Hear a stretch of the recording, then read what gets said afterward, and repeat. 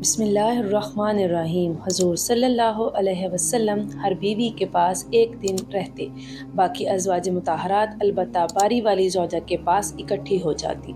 ایک دفعہ حضرت عائشہ کی باری تھی جب حضرت زینب ابن ماجہ کی روایت کے مطابق بلا اجازت ان کے حجرے میں داخل ہوئیں۔ آپ کو معلوم نہ تھا کہ حضرت زینب موجود ہیں۔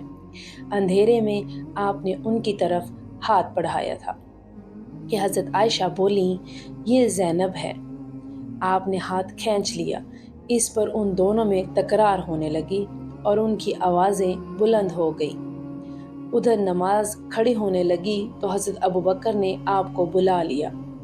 حضرت عائشہ بولیں، ابھی نماز ادا کرنے کے بعد میرے والد مجھے خوب ڈانٹیں گے۔ ایسا ہی ہوا۔ حضرت ابوبکر نے انہیں سختی سے ڈانٹا۔ تم حضرت صلی اللہ علیہ وسلم کے سامنے اس طرح بولتی ہو؟ ایک بار رسول اللہ صلی اللہ علیہ وسلم نے حضرت عائشہ کے پاس آئے تو انہوں نے پوچھا، آج کہاں رہے؟ فرمایا، اے حمیرہ، ام سلمہ کے پاس تھا۔ کہا، ام سلمہ سے آپ کا جی نہیں بھرتا؟ مجھے بتائیں، اگر آپ ایک وادی کے دو کناروں پر اتریں، ایک سے گھاس چرا لی گئی ہو اور دوسرے کنارے پر گھاس کھانے والا نہ آیا ہو، آپ جانور کہاں چرانا چاہیں گے؟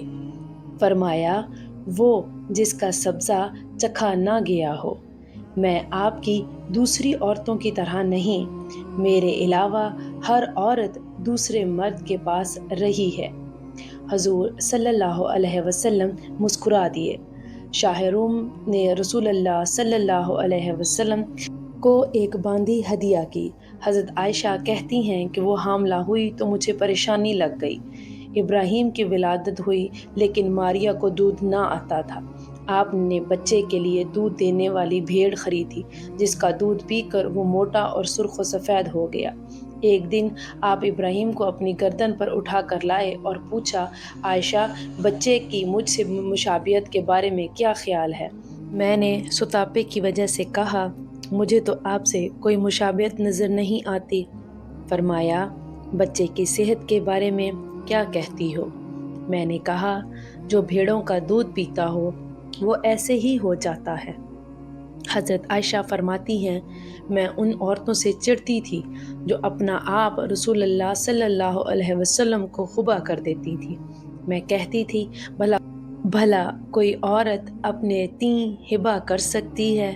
جب اللہ تعالیٰ نے یہ آیت اتاری، اے نبی، اپنی بیویوں میں جس کو چاہیں الگ رکھیں اور جسے چاہیں اپنے پاس رکھیں، اور جسے چاہیں الگ کرنے کے بعد واپس بلا لیں، اس میں کوئی حرج نہیں۔ تو میں نے کہا، مجھے لگتا ہے آپ کا رب آپ کی خواہش پوری کرنے میں جلدی کرتا ہے۔ ابن حجر کہتے ہیں، کئی صحابیات نے اپنی جان رسول اللہ صلی اللہ علیہ وسلم کو بخشی مگر آپ کسی ایک کو نکاح میں نہ لائے کیونکہ یہ آپ کے منشا پر موقف تھا، بشرطیہ کہ نبی صلی اللہ علیہ وسلم اس کو اپنے نکاح میں لانا چاہیں۔ ابن حجر نے حضرت میمونہ رضی اللہ تعالی عنہا کے وہابیہ ہونے کا بھی رد کیا ہے۔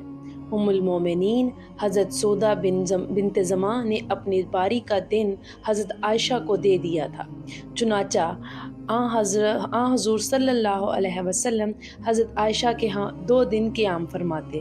حضرت عائشہ فرماتی ہیں، سودا کے علاوہ کوئی عورت ایسی نہیں کہ میرا اس جیسے طور طریقے اختیار کرنے کو دل چاہے، مگر ان میں بھی تندی تھی۔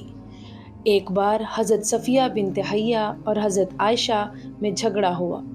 دونوں نے ایک دوسرے کے باپ کو برا بھلا کہا۔ رسول اللہ صلی اللہ علیہ وسلم نے سنا تو فرمایا، صفیہ، تم ابوبکر کو گالی دے رہی ہو؟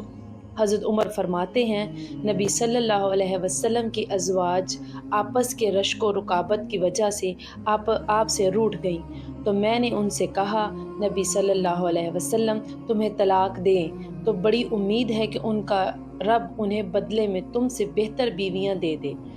تو اسی مضمون کی آیت التحریم نازل ہو گئی۔ ایک سفر میں نبی صلی اللہ علیہ وسلم کے ساتھ جانے کے لیے حضرت عائشہ اور حضرت حفصہ کے نام قرآن نکلا۔ رات کے سفر میں گفتگو کرنے کے لیے آپ حضرت عائشہ کو اپنے ساتھ رکھتے تھے۔ حضرت حفصہ کو اس پر رشک آیا۔ انہوں نے حضرت عائشہ سے کہا، تم میرے اونٹ پر سوار ہو جاؤ اور میں تمہارا اونٹ پکڑ لیتی ہوں، دیکھتی جاؤ کیا بنتا ہے۔ رسول اللہ صلی اللہ علیہ وسلم حضرت عائشہ کے اونٹ کے پاس گئے اور حضرت حفصہ کو سلام کیا۔ رات بھر کے سفر کے بعد پڑاؤ کا وقت آیا تو حضرت عائشہ آپ سے دور رہ گئی۔ وہ نبی صلی اللہ علیہ وسلم سے شکوہ تو نہ کر سکی تھی، اس لیے زمین پر اترتے ہی اپنے پاؤں ازکر گھاس میں ڈال دیے جس میں سانپ یا بچھو کا بسیرا ہوتا ہے، اور رنج کے باعث دعا کرنے لگیں، اے رب، ڈسنے کے لیے مجھ پر کوئی سانپ بچھو ہی مسلط کر دے۔ نبی صلی اللہ علیہ وسلم اپنی ایک زوجہ حضرت عائشہ کے پاس تھے۔ اتنے میں ایک دوسری بیوی حضرت زینب نے کھانے پر رکابی بھیجی۔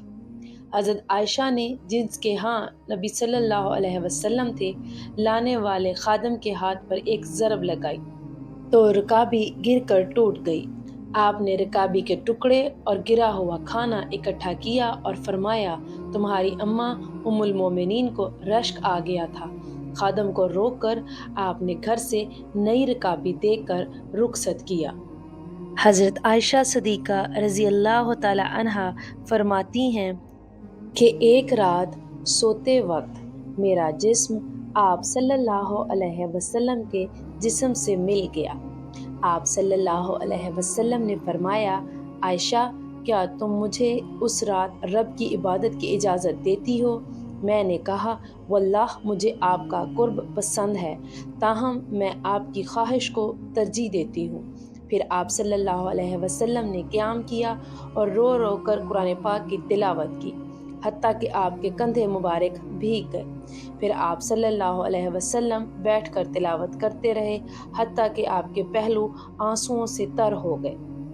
پھر لیٹ کر تلاوت کی اور روتے رہے، حتیٰ کہ زمین تر ہو گئی۔ آپ صلی اللہ علیہ وسلم کے پاس جب حضرت بلال رضی اللہ تعالی عنہ آئے تو انہوں نے کہا، یا رسول اللہ صلی اللہ علیہ وسلم، میرے والدین آپ پر قربان، کیا اللہ تعالیٰ نے آپ کے آئندہ اور گزشتہ تمام گناہ معاف نہیں کر دیے؟ فرمایا، بلال، پھر میں شکر گزار بندہ نہ بنوں؟ اللہ تعالیٰ نے مجھ پر اس رات یہ آیت نازل فرمائی، یعنی آسمان و زمین کی پیدائش میں، دن رات کی گردش میں اہل عقل کے لیے نشانیاں ہیں، جو اللہ کا ذکر کھڑے بیٹھے اور لیٹے ہر حال میں بجا لاتے ہیں، اور وہ زمین و آسمان کی پیدائش پر غور و فکر کرتے ہیں اور کہتے ہیں، اے اللہ ہمارے پروردگار، تو نے یہ سب کچھ باطل پیدا نہیں کیا، تو پاک ہے، ہمیں آگ کے عذاب سے نجات عطا فرما۔